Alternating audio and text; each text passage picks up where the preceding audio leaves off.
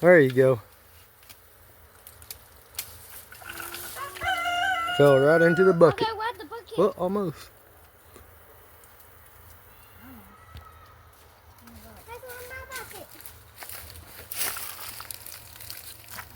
Once you get the berries harvested, you want to put them in a tub, 5-gallon bucket, and start filling them up with water.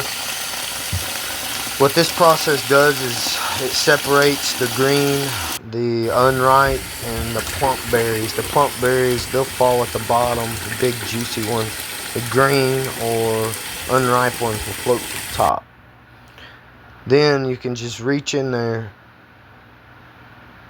slowly start scooping them out. It's a slow process. You can already see in the pan there, I've been doing this for a minute. Always remember to stir up down there all the berries in the bottom, because a lot of green ones and stuff will get trapped. So I'll reach in there and I'll stir them all up, and then all these green ones will come. Like right now, I'm stirring them all up. All the green ones will come back to the top. And it'll give me more to be able to pull out. And I'll clean this up and get it ready for juicing or blending. You can blend or you can juice. Either way is fine. You just don't want all the pulp if you blend. Remember that. A good screen works out great, like what I'm using here. It gets out a lot more trash than just using your hand alone. It works out really, really well. And then once it's done, you put it in the juicer, and the juicer, it's going to separate your pulp from the juice.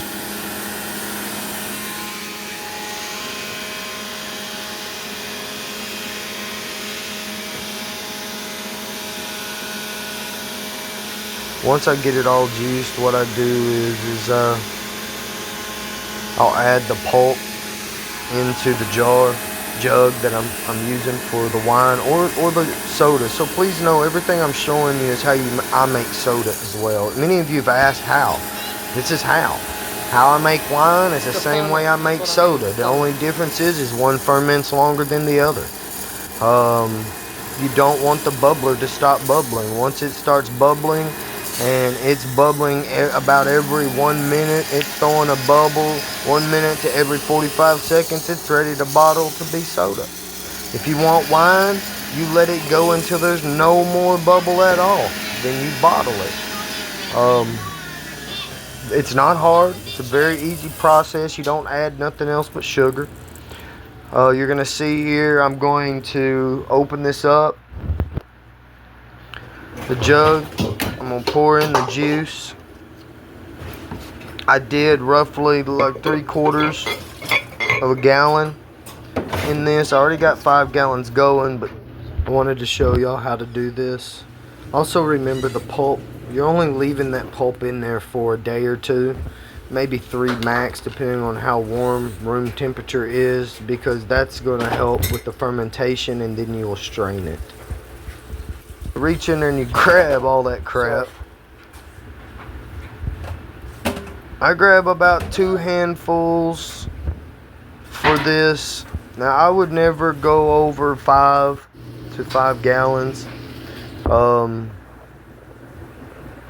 Once that's done, you stir it up real good. You add your sugar. You stir that in real good. Once the sugar has been added is when you put the little plunger that goes on top with the bubbler. Once that is added, again, it's all about that bubbling. I did add about 3/4 of a gallon of water. Like however much juice you have is how much water you add. And then something else I do with wine is I will literally buy a pound of elderberry powder, juice powder, and I will add it to the wine once it's ready to bottle. And just for better flavor. I don't know why, but it just tastes amazing when you do this. Remember, with the bubbler, once it starts to bubble like you're seeing in this video, you can bottle it for soda. But if you let it finish bubbling, now you have wine. and you can bottle it for that. And it's amazing.